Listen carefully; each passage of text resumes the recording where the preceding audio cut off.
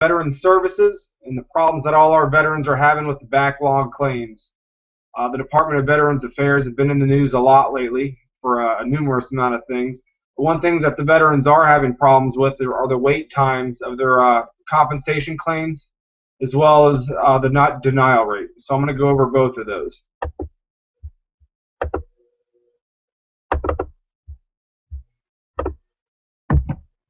The overview of this presentation is going to be taking an in-depth look inside the Department of Veterans Affairs Regional Office to investigate the cause of so many denied claims. It's important to understand the VA's mission statement before we get into that.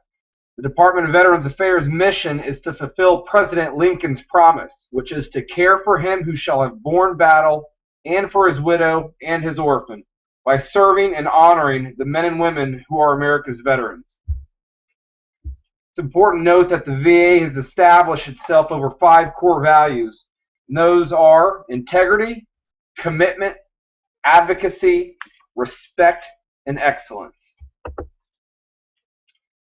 It's important to go over these 5 core values because this is exactly how the VA has structured itself. This is the foundation of the commitment that they have honored over the past several years and continue to honor. However, the system does need fixing, and I do have a solution. The opportunity is to introduce a simple solution that will benefit the Department of Veterans Affairs as well as the thousands of veterans who have been in dire need of receiving the compensation that they deserve. The current situation that the Department of Veterans Affairs is facing is the unbelievable amount of backlogged claims. It began in 2012 when the VA and the number of backlogged claims became highly scrutinized by Congress, and pressure for reducing the amount of backlogged claims increased. The reason this was because of so many veterans coming back from the war in Iraq and Afghanistan. The Department of Veterans Affairs just didn't have the manpower to keep up, and that in turn started a high denial error rate as well as a much longer waiting time for the pending claims.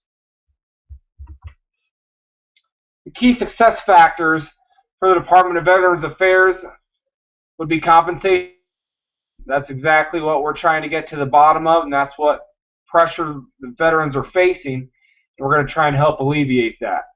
Along with that would be a shorter wait time on the actual processing of their compensation claims. Efficiency at the regional levels, and also reducing the denial error rate.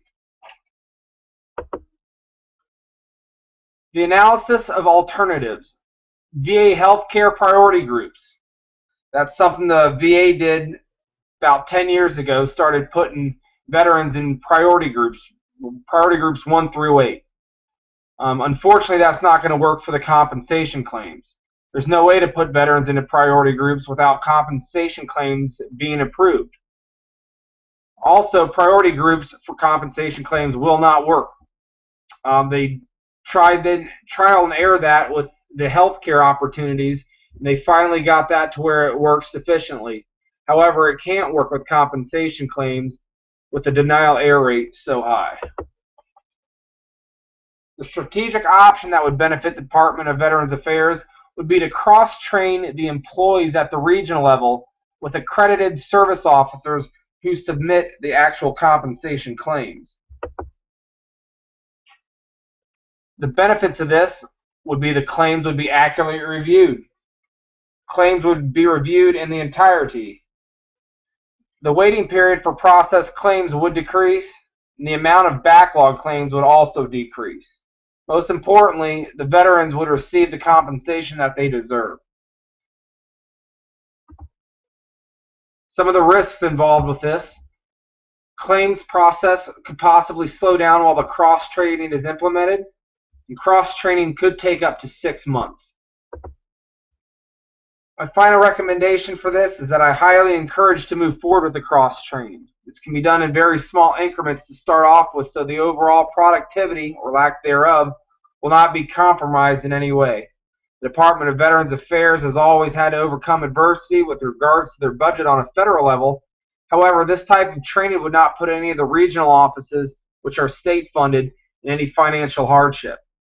The overwhelming amount of claims denied due to the denial error rate is horrendous, and this is the first countermeasure to ensure efficiency.